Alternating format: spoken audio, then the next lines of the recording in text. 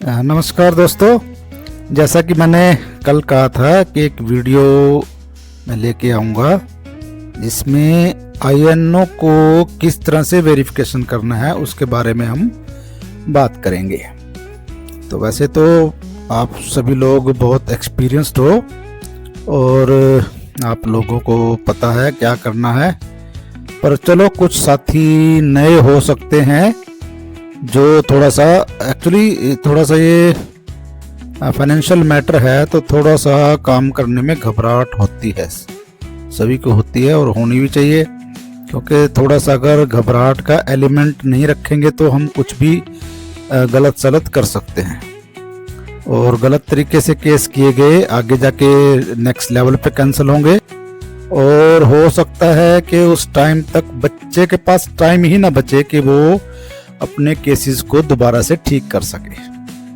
तो आईएनओ का जो रोल है वो बहुत ही इम्पोर्टेंट है इस विषय में कि जो बच्चों के जो स्कॉलरशिप केसेस हैं वो फर्स्ट लेवल पे ही अच्छे से चेक होकर जाएं, ताकि किसी भी लेवल पे वो रिजेक्ट ना हो पाए।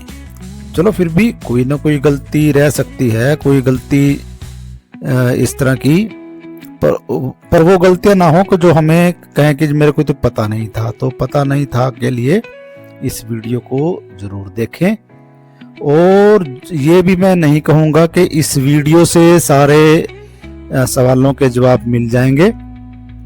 हर एक बार कुछ नया क्वेश्चन खड़ा हो जाता है, तो उस क्वेश्चन के लिए हम फिर से आएंगे। आप लोग उसमें कुछ फीडबैक देंगे तो ज़्यादा अच्छा रहेगा। और कुछ क्वेश्चंस खुद से भी महसूस होते हैं कि ये क्वेश्चन इसमें वीडियो में हमने डिस्कस नहीं किया, क्योंकि जब हम खुद भी केस करते हैं तो कोई ना कोई ऐसा नया किस्सा सामने आ जाता है जिसके ऊपर गौर करना बड़ा जरूरी हो जाता है। चलिए ज़्यादा समय न लेते हुए आगे बढ़ते हैं। और इस वीडियो का मेरा मकसद यही है कि जो रिजेक्शन का जो रेट है कम से कम हो और हर एक एलिजिबल स्टूडेंट को स्कॉलरशिप मिल जाए, तो उससे वो वंचित ना रहे। तो मेरा इस वीडियो में जो एक उद्देश्य जो मैंने रखा है उसका है every eligible student must get this scholarship. यहाँ मैंने मस्ट वर्ड इसलिए यूज किया है कि वो इस वजह से ना रह जाए कि उसका कोई डॉक्यूमेंट वो चेंज कर सकता था या डॉक्यूमेंट सही लगा सकता था, उसको पता नहीं था और हमने टाइमली उसको इन्फॉर्म नहीं किया है। तो ये सारा किस्सा हम इसमें डिस्कस करेंगे। तो ये सभी का आई होप के सभी इंस्टीट्यूट ने एनएसपी पोर्टल पे रजिस्ट्रेशन कर लिया होगा। आईएनओ और आईएचओ जो है वो रजिस्टर्ड हो गए होंगे और जो हेड ऑफ द इंस्टीट्यूट है उसने आईएनओ को रिकमेंड कर दिया होगा और आईएनओ के पास अपना जो लॉगिन आईडी पासवर्ड दोनों अवेलेबल होंगे। तो थोड़ा सा एनएसपी में ये इशू है कि हर बार हमें डालना पड़ता है जो आपका लॉगिन आईडी पासवर्ड और ये साथ में कैप्चा, और ये थोड़ी थोड़ी देर बाद भागता रहता है। तो हमें थोड़ा सा केयरफुल होकर काम करने की ज़रूरत है। ये नहीं कि इसको खोल लिया हम केस कर रहे और इधर उधर बातों में लगे, तो इसको थोड़ा ध्यान से करने की ज़रूरत है, स्पीडी करने की ज़रूरत है। स्पीडी भी और केयरफुली भी। ऐसा नहीं कि हम स्पीड के चक्कर में कुछ चीज़ें इग्नोर कर दें और बस हमने जाके सबमिट का बटन दबा दिया, ऐसा नहीं करना है। तो अभी उन चीज़ों को वन बाय वन हम देखते हैं क्या करना चाहिए और क्या नहीं करना चाहिए। तो सबसे पहले तो जैसे आप लॉगिन करोगे तो इसमें इस तरह का ये खोलेंगे। आपके पास एडमिनिस्ट्रेशन का है, update profile, add and update details, change password, add आईएनओ dealing and, और उसके नीचे खुलता है वेरिफिकेशन। वेरिफिकेशन में भी एप्लीकेशन वेरिफिकेशन है, एप्लीकेशन रीवेरिफिकेशन है, जो आपने डिफेक्ट की होगी वो दोबारा से आ रही है इस तरह से, application renewal verification, application renewal reverification, mark as fake, report, और फिर ये लॉग आउट का, इस तरह की चीज़ें इसमें साइड में रहेंगी। तो इसमें आपने सारा अपना प्रोफाइल अपडेट कर लिया होगा, नहीं किया है तो कर लें। तो आप AICTE अप्रूवल और ASHE के जो आपके अप्रूवल हैं वो उसमें अपलोड कर दें। जो भी डिटेल रिक्वायर्ड डिटेल है आप खोल के देखेंगे, उसको आपने अपडेट कर देना है। और एक इसमें एक चीज़ और कर सकते हो, आप फीस डिटेल भर सकते हो, तो आपको फिर बाद में हर एक बच्चे के लिए वो अलग अलग से भरने की ज़रूरत नहीं पड़ेगी। अगर आप फीस डिटेल यहीं भर देते हो ना, अपडेट प्रोफाइल में जाके अपडेट फीस का है इसमें एक चीज़, फिल फीस और फीस अपडेट, ऐसा 3-4 है उसमें आपके पास ऑप्शंस हैं, वो जाके आप कर सकते हो। स्टेप्स का है सभी को पता है। जैसे लॉगिन करेंगे, पहले आप login into the national scholarship portal NSP with your credential, जो भी लॉगिन आईडी और पासवर्ड होगा आपका उससे कर लोगे आप। जो ये चीज़ें आपने पहले से कर ली होंगी, profile KYC completion if new और चेंज्ड, अगर कोई नया बना है, हो सकता है बीच में चेंज हो गया हो, तो ये सारे काम उसको करने हैं। Complete your own KYC including Aadhaar details verification, ये आपको आधार फेस जो ऑथेंटिकेशन ऐप है उससे, आधार फेस RD, ये उससे आपको करना पड़ेगा। ये ऐप आप मोबाइल में डाउनलोड कर लेंगे। Ensure your profile is updated under administration, तो वहाँ पे वो 3-4 जो है उसमें ओके होंगे, तभी आपके केसेस बच्चे आपको वेरीफाई कर मतलब वेरिफिकेशन के लिए भेज पाएंगे। तो चलेंगे ये इसका आगे नेक्स्ट। उसके बाद यहाँ पे आपने देखना है वेरिफिकेशन का जो बटन है उसको ऑन करेंगे, उस पर क्लिक करेंगे तो उसके बाद फिर से वही आएगा, OTP आता है, इसमें OTP आते हैं हर एक स्टेज पे। Go to the appropriate section such as application verification, application reverification और एप्लीकेशन रिन्यूअल वेरिफिकेशन। तो इसमें बार बार जो है OTP हर एक बार आएगा। तो select application, click view details for a specific scholarship application. तो जिस बच्चे की जो भी एप्लीकेशन आ रही है, अब इसमें हर छात्रवृत्ति से थोड़ा अलग है, वहाँ पे SCBC का अलग था, इसमें PM और अलग अलग थे इसमें एक ही में आते रहते हैं बच्चों के केस। PM यशस्वी भी आपको यही मिलेगा और SC स्कॉलरशिप का भी यही मिलेगा, प्रगति का भी यही मिलेगा, जो भी केस है सारे आपको एक ही जगह मिलते रहेंगे। उसके बाद आपने डिटेल वेरीफाई करनी है, जो भी डॉक्यूमेंट्स है वहाँ पे वो सारे आपके जो फिजिकल जो बच्चा देगा वो भी आपको मैच करने हैं, और जो बच्चे ने अपलोड कर रखे हैं वो भी मैच करने हैं। इसमें थोड़ा सा केयरफुल होकर काम करने की ज़रूरत है। कई बार बच्चा डेट ऑफ बर्थ गलत भर देता है और कागज़ में उसके कुछ और डेट ऑफ बर्थ है, तो जो बच्चे ने वहाँ भर रखा है वही उसके फिजिकल फॉर्म्स में भी हो, जो वो अपलोड कर रहा है वही फिजिकल फॉर्म आपको कॉलेज में वो दे भी बच्चा। ऐसा ना हो कि वहाँ कुछ है और आपके पास कुछ है और भर कुछ रहा है वो एक्चुअल में है कुछ और, है ना, ऐसी चीज़ें ना हो। तो थोड़ा सा इन पे ध्यान देने की ज़रूरत है। अब ये बिल्कुल जैसे बच्चा परसेंटेज भर रहा है, इस तरह की चीज़ें, चलो थोड़ा सा प्लस माइनस हो सकता है कि डेसिमल के बाद कुछ थोड़ा डिफरेंस है, इसको इग्नोर कर सकते हैं हम। और थोड़ा सा इग्नोर क्या कर सकते हैं कि जैसे भी सरनेम में कोई इशू है उसको फॉर द टाइम बिंग हम इग्नोर कर सकते हैं, बच्चे से या पेरेंट्स से लिखवा के लिया जा सकता है कि भी जैसे विनोद कुमार है और आपके वहाँ लिखा आ रहा है इसमें विनोद, तो इस तरह की चीज़ें आप इग्नोर कर सकते हो। और ज़्यादा इशू लगे तो उसमें एक थोड़ा सा सेल्फ डिक्लेरेशन ले सकते हैं कि ये भाई नाम एक ही आदमी के 2 नाम है, इस तरह की चीज़ें हो सकती हैं। तो आपने वेरीफाई करना है अपलोडेड डॉक्यूमेंट्स को against the application entries, provide remarks if necessary. इसमें आपको चेक क्या करना है, ये आगे जाके डिटेल जो भी सब बच्चा सबमिट कर रहा है, name, income, caste etcetera, uploaded document आपको चेक करना है, हर एक डॉक्यूमेंट को बार खोल के देखना है। अच्छा, इसमें एक चीज़ और ध्यान रखेंगे आप कि आपने बच्चे का केस डिफेक्ट करके भेज दिया, जब वो दोबारा आ रहा है रीवेरिफिकेशन में तो उस टाइम भी आपको सारे डॉक्यूमेंट चेक करने हैं। ऐसा नहीं कि मैंने पहले चेक किए थे, ये 5-7 ठीक थे या सारे ठीक थे, कुछ और गलती थी, मैं उसी को चेक करूं, तो आपको फिर से वो सारे चेक करने हैं। हो सकता है बच्चे ने दोबारा कुछ और भी चेंज कर दिया हो, तो आपको बिल्कुल इंश्योर करना है कोई भी डॉक्यूमेंट गलत अपलोड ना हुआ हो या कोई डॉक्यूमेंट आपके पास कम हो। कुछ बच्चे ऐसा करते हैं ना कि किसी भी हेड में कुछ भी उठा के चढ़ा दिया, तो वो चीजें आपको ध्यान रखनी है थोड़ा सा। ये डॉक्यूमेंट्स की लिस्ट है। डोमिसाइल सर्टिफिकेट चेक करना आपको, इसको ध्यान से चेक करना है। कई बार क्या होता है कि बच्चे का नाम ही नहीं होता, किसी का भी उठा के चढ़ा दिया तो उसने, है ना, तो फैमिली में से किसी का चढ़ा दिया, जी हाँ जी सर्टिफिकेट था, आपने भी नज़र मार ली डोमिसाइल सर्टिफिकेट है, बस वो काम। तो आपको उसमें नाम भी पढ़ना है बच्चे का और फादर का भी नाम उसमें पढ़ लेना है। फी रिसिप्ट है। फी रिसिप्ट जो है आपका जो फीस स्ट्रक्चर से आ रही है ना, जो आपकी बच्चे ने फीस कटवाई है एडमिशन के टाइम, उस फीस की रसीद लेनी है। अब कुछ जगह पे ऐसा है बच्चों ने फीस जमा करवाई और वो पर्ची जो थी उनकी फीस की वो बिल्कुल ब्लैंक हो चुकी है, है ना, उनको पता नहीं था इसमें भी जरूरत पड़ेगी, तो उस जगह पे वो कई बच्चे एडमिशन स्लिप चढ़ा रहे हैं। अगर उसमें वो लिखा हुआ है फीस और फीस सीट नंबर, देन मेरे ख्याल से सफिशिएंट है, कोई इशू उसमें नहीं आएगा। Income certificate issued by the designated state oblique UT authority.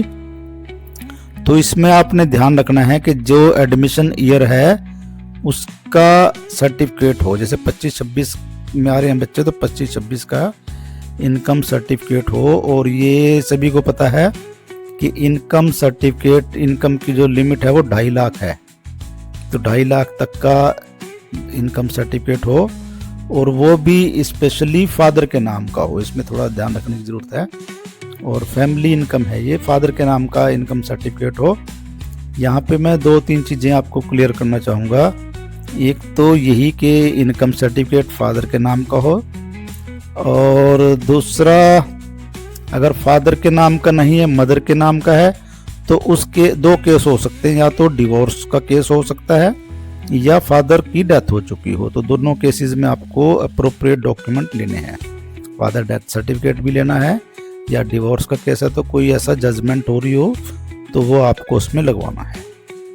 Otherwise तो क्या होता है कि बहुत सारे बच्चे इस तरह का गड़बड़ कर सकते हैं ना, कि फैमिली आईडी अलग बनवा ली और फादर की इनकम बहुत ज़्यादा हो, उस तरह के केसेस बहुत सारे हो सकते हैं।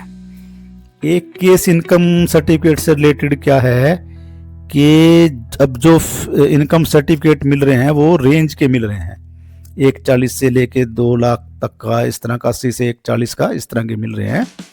तो किसी केस में अगर वो 2.5 लाख की वो इस तरह से आ रहा है ना, 180 से 3 लाख कुछ आ रहा है, तो उस केस में आपको अभी वो कहेगा जी मेरी लोअर इनकम कंसीडर करो अपर की बजाय, तो उस केस में एक एब्सोल्यूट इनकम सर्टिफिकेट इशू होता है जो सरल पोर्टल से ही निकल जाता है। तो एब्सोल्यूट इनकम सर्टिफिकेट उसमें लेंगे तो उसमें एग्जैक्ट वही इनकम आएगी। वो अगर हो सकता है वो 250 हो, 255 हो सकता है वो 2.5 लाख से कम हो। अगर 2.5 लाख से कम है then it is okay, otherwise वो केस आपका रिजेक्ट करना पड़ेगा आपको। उसके बाद अच्छा, ये जो मैं कह रहा था फादर डेथ सर्टिफिकेट या डिवोर्स का, इसको भी आप इनकम सर्टिफिकेट वाले में ही आप अपलोड करवा लो। उसमें बच्चा जो है 2 सर्टिफिकेट एक में ही स्कैन करके अपलोड कर देगा। Passing certificate of class 10th ये लगाएगा बच्चा। Scanned copy of marksheet of last academic qualification, तो हो सकता है कोई बच्चा +2 के बाद एडमिशन ले रहा हो तो +2 का जो लास्ट एकेडमिक क्वालिफिकेशन हो जाएगी, या बच्चा रिन्यूअल के लिए जा रहा है तो उसका जो प्रीवियस सेमेस्टर का जो DMC होगी वो उसमें चढ़ जाएगी। Caste certificate issued by the designated state duty authority, तो अगर इसमें किसी को कुछ संशय लगता है, कास्ट में कुछ लगता है कि भी ये कास्ट इसमें नहीं होनी चाहिए, तो अब SCBC जो साइट SCBC वाली SCBC welfare, directorate of SCBC welfare की जो साइट है, वेबसाइट, वहाँ पर जाकर आप इसको वेरीफाई कर सकते हैं कि ये कास्ट इसमें है या नहीं है। अटेंडेंस सर्टिफिकेट ये इंस्टीट्यूट नहीं देना है, और इसमें अटेंडेंस जो बच्चे के वो 75% से ज़्यादा हो, तो बिलो 75% के केसेस भी जो है वो रिजेक्शन में आएंगे। Passing certificate of 12th class अगर है तो 12th क्लास का पासिंग सर्टिफिकेट लगाएगा बच्चा। फीस स्ट्रक्चर ऑफ इंस्टीट्यूट, तो इंस्टीट्यूट का जो फीस स्ट्रक्चर है जिसमें अलग अलग एलिमेंट्स हैं, आपके जो कंपोनेंट्स हैं उनको मेंशन करके लिखा गया हो, तो मैंने किसी वीडियो में पीछे दिखाई थी वो इस तरह के फीस सर्टिफिकेट का भी और अटेंडेंस सर्टिफिकेट का भी मैंने इसमें दिखाया था। तो खुद से डिज़ाइन कर लें, है ना, कोई ऐसी कोई लंबी चौड़ी बात नहीं है। और फीस स्ट्रक्चर जो है आपका फीस स्ट्रक्चर कमेटी की जो वेबसाइट है वहाँ से भी मिल सकता है और प्रोस्पेक्टस में भी ये चीज़ आपको मिल जाएगी फीस स्ट्रक्चर का। ये मैंने एक लिंक दिया है, link for free regulatory committee, मैं इसको डिस्क्रिप्शन बॉक्स में डाल दूंगा। तो वहाँ से इसको कॉपी करके आप गूगल करोगे तो ये पूरा 104 पेजेस की इन्फॉर्मेशन है, ये निकल आएगी। तो इसमें सभी कॉलेजेस की फीस स्ट्रक्चर के बारे में है। दूसरा, आप फीस स्ट्रक्चर जो भी INO है वो फीस स्ट्रक्चर अपने हैंडी रखें, फाइल बना लें उसकी, और सभी कॉलेजेस को इसमें हो उसको अच्छी तरह से वेरीफाई कर लें कि यही है। और वो अगर आपके अंडर कुछ प्राइवेट कॉलेजेस हैं, कुछ यूनिवर्सिटीज़ हैं, तो उनसे आपने ये मंगवाने भी है, हो सकता है CTM को भी दिखाने पड़े आपको। तो ये फीस स्ट्रक्चर आपको जो CTM के लिए जो आपको डॉक्यूमेंट्स सभी कॉलेजेस से लेने हैं उनमें एक तो यही है आपका ये फीस स्ट्रक्चर वाला, जो फी रेगुलेटरी कमेटी की जो की तरफ से जो फ़ी डिसाइड की गई है उसके डॉक्यूमेंट्स उन कॉलेजेस को भी आते हैं ना वो, और उनका AICT का अप्रूवल और HSBT से एफिलिएशन का सर्टिफिकेट, अगर किसी का यूनिवर्सिटी से है तो यूनिवर्सिटी से एफिलिएशन का, और दूसरा हम क्या कहें इसमें एक AISHE का भी कुछ डॉक्यूमेंट है वो उसमें लगा सकते हो आप। अगर फार्मेसी का तो PCI का आ जाएगा और आर्किटेक्चर का तो POA का आ जाएगा। तो ये चीज़ें आपको डॉक्यूमेंट्स इकट्ठे करने हैं। और पीछे हर छात्रवृत्ति के टाइम में हम प्राइवेट कॉलेजेस से डायरेक्टर से या प्रिंसिपल से एक डिक्लेरेशन लेते थे, तो वो डिक्लेरेशन भी आई थिंक लेनी चाहिए फिर से, और बच्चों से भी एफिडेविट प्राइवेट वालों से लेना चाहिए। या बाकी चलो हम नीलोखेड़ी से बात करके इस चीज़ को कंफर्म करेंगे। वैसे अगर आपको अपने लेवल पे एज ए प्रोसेसिंग सेंटर है आपका तो आप ले सकते हो, किसी से पूछने की ज़रूरत नहीं है। आपको अपना जो कार्य क्षेत्र है उसको मजबूत करना है और सही तरीके से संभालना है, तो आप अपने तरीके से इस चीज़ को हैंडल कर सकते हो। आपको किसी भी एक्स्ट्रा कागज़ की ज़रूरत है तो ले लो उसको, कोई प्रॉब्लम नहीं है, क्योंकि कल कोई सपोर्ट नहीं करता, ये कागज़ ही सपोर्ट करते हैं। फिर दूसरा लिंक मैंने डाला है गवर्नमेंट का और गवर्नमेंट एडेड कॉलेजेस का है, फीस स्ट्रक्चर के प्रोस्पेक्टस का है एक्चुअली पेज, तो 77 पेज से आगे लेके उस पर फीस लिखी हुई है सारी की सारी, वो आप वहां से देख सकते हो। और ये है हमारी जो गवर्नमेंट पॉलिटेक्निक की जो फीस है वो है। और कुछ हमारे SITs भी हैं, तो SITs का भी एक अलग से है, 45-50 हज़ार कुछ ऐसा फीस है उनकी, वो मैं इसमें मिस कर गया हूँ। चलो खैर कोई बात नहीं। तो SITs की फ़ीस अलग है, तो वो फीस आप उनसे फीस स्ट्रक्चर तो मिलेगा ही, बाकी प्रोस्पेक्टस में भी लिखा है पीछे, तो वहाँ से भी मिल सकता है ना। तो अभी गवर्नमेंट में तो क्या है, 3000 तो आपकी ट्यूशन फीस है और 1500 रुपये डेवलपमेंट चार्जेस हैं, और टोटल फीस इस तरह से बनती है 4500 रुपये। 1200 रुपये स्टूडेंट फंड है और 1500 रुपये क्वेश्चन मनी है या सिक्योरिटी मनी है, ये रिफंडेबल है, ये हमें कहीं नहीं काउंट उसमें भरनी नहीं है, कहीं भी रिफंडेबल अमाउंट कोई भी है वो नहीं भरना है। और एग्जामिनेशन फीस जो है वो एक्चुअल में जो बच्चा पे कर रहा है वो लेनी है आपको, इसमें ऐड करनी है। तो जैसे अभी पॉलिटेक्निक का तो 650 रुपये पर सेमेस्टर है, तो पूरे साल का ये 1300 रुपये फीस बनती है, तो ये फीस 1300 होगी, तो टोटल हमारे पास ये 7000 का बनेगा सिस्टम सारा। तो इसमें सिंपली आपको करना क्या है, जो मैंने अभी आपको पीछे बताया था कि आप वहाँ पे अपडेशन में जाके ट्यूशन फीस में 3000 भर दो और अदर मिसलेनियस में आप 4000 भर दो, टोटल 7000 ये इस तरह से रिफ्लेक्ट होता रहेगा जब भी बच्चे का केस आएगा।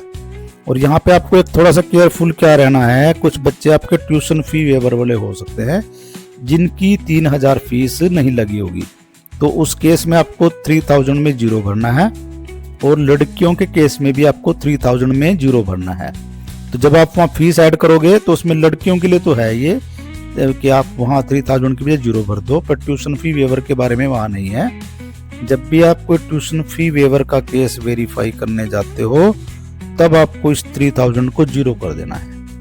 तो ट्यूशन फी वेवर का ध्यान रखें, क्योंकि अगर आप ये ट्यूशन फी वेवर को भी 3000 दे दोगे तो उसको भी पूरे पैसे मिलेंगे फिर, ठीक है। तो इसमें आपको सिर्फ ये 2 हेड एक तरह से भरने हैं, 3000 और 4000। मैं गवर्नमेंट पॉलिटेक्निक की बात कर रहा हूँ और गवर्नमेंट एडेड पॉलिटेक्निक की बात कर रहा हूँ, तो उसमें ये चीज़ भरनी है। तो बाकी तो वैसे सभी में 4 हेड ही हैं, ट्यूशन फीस है, डेवलपमेंट चार्जेस है और स्टूडेंट फंड है और एक और क्या था ये एग्ज़ाम फीस है ना, एग्जामिनेशन फीस जो एक्चुअल में जो लग रही है वो ही है। तो जिसकी जैसी है वही भरनी है। जैसे डिग्री कॉलेज के अगर 3000 है तो 3000 भरनी होगी आपको, है ना। अगर 4000 है 4000, है ना, इस तरह से आपको भरनी है। ये हमारी 650 1300 बनती है, तो टोटल 7000। और जो एकेडमिक अलाउंस है वो पोर्टल खुद से जोड़ देगा उसमें। तो जो लास्ट ईयर 9400 बन रही थी, इस बार एससी की वो 9500 बनेगी। और बीसी में ऐसा कोई इशू नहीं है, पीएम यशस्वी में उसमें तो सिर्फ 5000 रुपये फिक्स मिलने हैं, ये है। तो शुरू में मैंने आपको एक वो दिखाई थी, उसमें जो स्कीम्स हैं ये आ गया वो, है ना, जो इसमें देखो post matric scholarship scheme for schedule caste and post matric scholarship scheme for other backward classes, denotified tribes students और पीएम यशस्वी कंपोनेंट सेकंड, है ना, कंपोनेंट 2 ये है।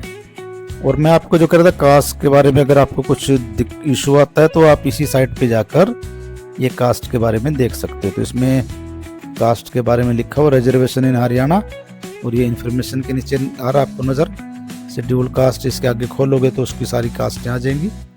ऐसे ही बैकवर्ड क्लासेस का है तो बैकवर्ड क्लासेस की जो कास्ट हैं सारी, डिनोटिफाइड ट्राइब्स की वो सारी आ जाएंगी। तो आपको कुछ भी घबराने की ज़रूरत नहीं है, सारा आपके पास इंफॉर्मेशन आपको अवेलेबल रहेगी नेट पे ही, ठीक है। बाकी आप इनके कागज़ निकाल के रख सकते हो अपने रेफरेंस के लिए। उसके बाद ये हमने बीच में सारी बातें कर ली, अभी है टेक एक्शन। आपने सारे चेक कर लिया, अब आपको एक्शन लेना है। क्या करना है?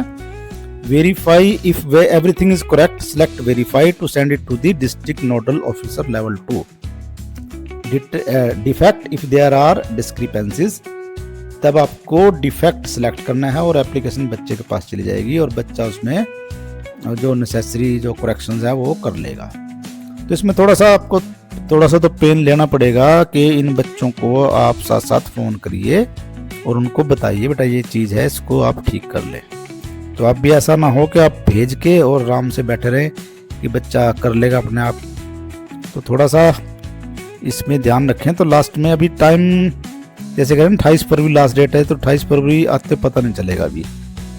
तो ये आपने बच्चों से बात करनी है, फ़ोन नंबर दे रखे हैं और बच्चे आपकी कॉलेज के ही हैं। अगर फ़ोन पे नहीं बात होती तो क्लासेस से बुलाकर उनसे वो करेक्शन करवा ले।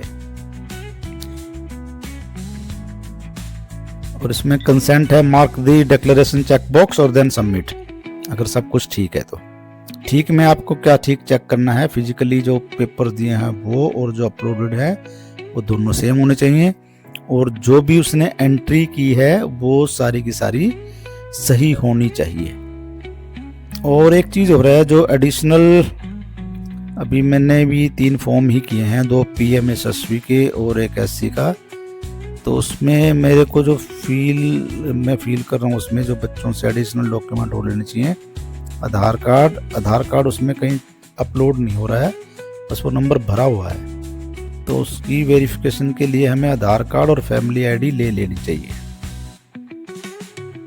ये हो गया जी, और आगे चलें तो बस ख़त्म हो गया जी, इतना ही बहुत है।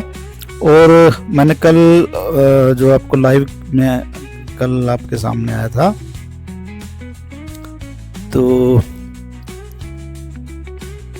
लाइव मैंने आपसे कुछ कमेंट मांगे थे, तो शायद हो सकता है किसी को कुछ गलती कमी ना लगी हो या कुछ ऐसी कोई प्रॉब्लम ना आई हो, तो किसी का कमेंट मेरे को नहीं मिला। एनीवेज, अब आप इस वीडियो को देखिए, तो इसमें कुछ अगर आपको लगता है कि कुछ मैंने कमी रखी हो या मैं कुछ बताना भूल गया हूँ तो आप मुझे याद करवा दें, तो मेरे भी काम की चीज़ है ना। कोई ऐसी चीज़ जो मैं ऐसे मिस कर गया हूँ, क्योंकि इसकी कोई स्क्रिप्ट तो लिख के नहीं रखते, बस ऐसा है सामने जो आ रहा है वही पढ़ते हैं बोलते हैं, जो एक्सपीरियंस कर रखा है, जो डिफ़िकल्टीज खुद से फेस होता करते हैं हम, वही चीज़ें हैं। अब इसमें किशु जो आ रहा है बच्चों